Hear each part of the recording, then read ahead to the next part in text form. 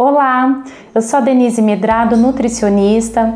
Hoje eu estou aqui com a companhia da Cristina Boyajian e nós vamos abordar um tema sobre o consumo da carne na terapia Ayurveda.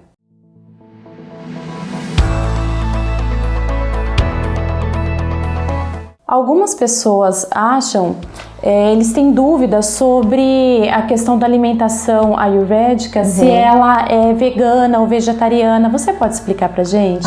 Tá bom. Realmente é muito comum, assim, como é uma medicina natural, e hoje em dia tá muito essa coisa do vegetariano, vegano, muita gente acha que o Ayurveda é vegetariano. De fato, assim, ele não é, tá?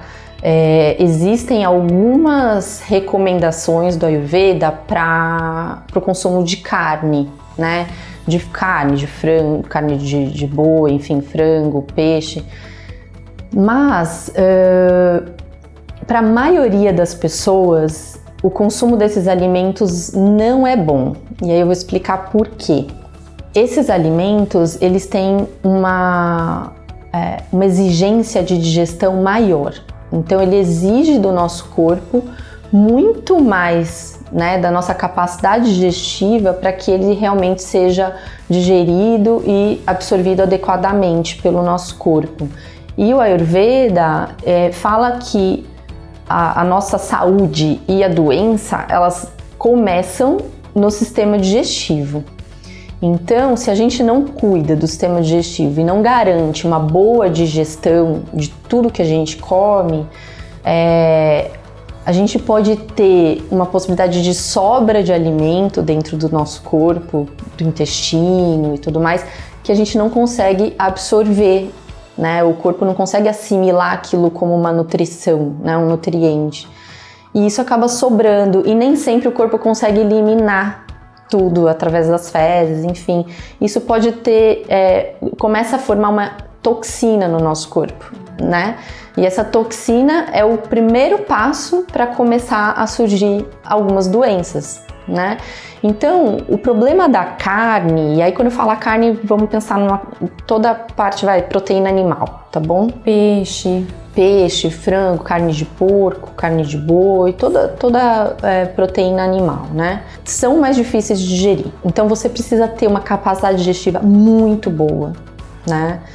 E infelizmente a gente não tá assim o tempo todo e a gente não tem essa capacidade digestiva boa o tempo todo. Então normalmente o Ayurveda ele não recomenda o consumo de carne, principalmente por causa disso. Tem uma questão energética envolvida, é um pouco mais sutil, porque existe toda uma questão da energia dos alimentos também, né, para o Ayurveda. E a energia de uma carne de origem animal, ela não é uma energia muito boa, né? Porque existe um sofrimento do animal, né? Existe toda essa questão. Então não é uma energia muito boa para o corpo, mas sem precisar abordar muito essa parte da energia, acho que falando um pouco mais prático da parte digestiva é o principal motivo, né? Em alguns casos, por exemplo, de desnutrição, né? Uma pessoa que está muito desnutrida por N condições, enfim, por uma doença ou por algum outro motivo, é muito comum no Ayurveda recomendar, por exemplo, uma sopa de carne. Por quê? Porque a carne, de fato, ela é muito nutritiva, né? Ela traz muitos nutrientes para o corpo, desde que o corpo consiga assimilar essa nutrição. Não adianta ter um monte de nutriente e eu não conseguir aproveitar isso e ainda fazer isso virar uma toxina no corpo. Então, em forma de sopa, por exemplo, para uma pessoa que está precisando de uma nutrição rápida, a gente recomenda, por exemplo, a carne. Mas no geral, não. No geral, a gente pede para que ou a pessoa reduza, né?